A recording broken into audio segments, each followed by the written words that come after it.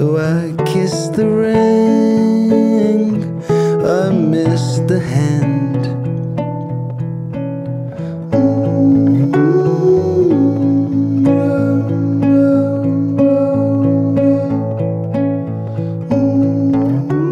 I felt like I needed to know what it was to do it all by myself, you know, write everything by myself,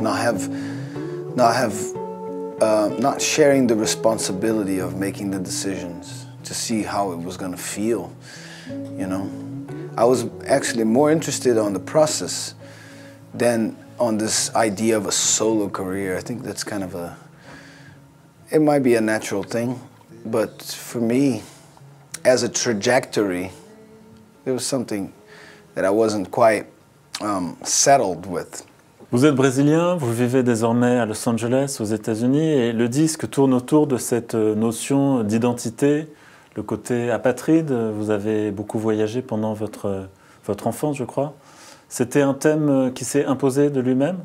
I felt like by leaving my environment, I had the chance to revisit who I think I am and notice the things that I brought with me, elements of identity, and the ones that I carried that were heavy and that I didn't have to carry, the ones that I didn't carry and actually missed, you know, discovering these things about myself and eventually putting that into writing. And so each song kind of veered towards one element of that experience. So I asked myself, so how do I write in this situation, you know? And so I had to find a way. So finally felt like I could withdraw things that were unnecessary, you know, to focus on what I thought was important, you know, having less to have it be more. That's why I kind of threw away the cover of the record and took out instruments from the arrangements. Une de vos chansons s'intitule Irène. C'est une référence à une chanson de Caetano Veloso, une chanson d'exil aussi,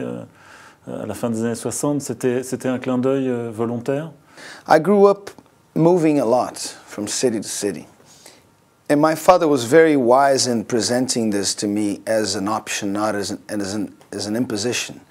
So he would tell me, you know, oh, there's an opportunity for me. And everybody else at my work is very settled and satisfied with what they have. They love the city, you know. And people from Rio, they're very proud to be in Rio. They love it. It's like, oh, why do you go? Why do you go to the United States, you know, or anywhere? And my dad would say, no, we are different. We want to know what's out. We know this is good, but how do you really know if you don't know what's out?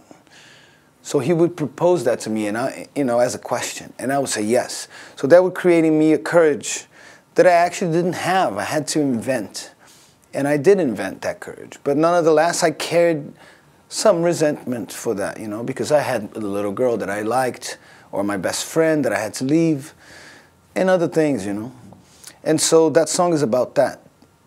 It's about the power of love unrealized, how that becomes eternal because it becomes a fantasy.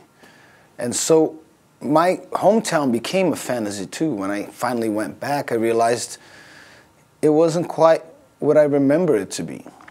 And so I realized I didn't have one.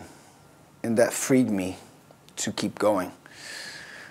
And that's why I'm here now.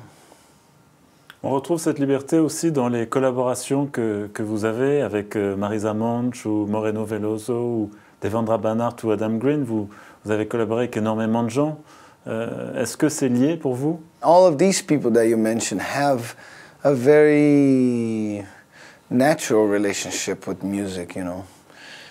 Like, they really have fun with it. They love it, and they're open to doing something, you know. For example, Tom Zé is a child with a mind of, you know, a sage, but, you know, like Moreno. Moreno's maybe 2 years older than me, but to me he's like a master. And that's how I think friends should be, you know. Friend is someone who you admire. It doesn't mean that younger or older, someone who you meet and you're like, oh, I have something to learn from this person. Perhaps they have something to learn from me too. And then when that turns into music, it's really fun. It's really good. Merci beaucoup. Bonne route alors. Ah, merci. À bientôt. À bientôt, merci.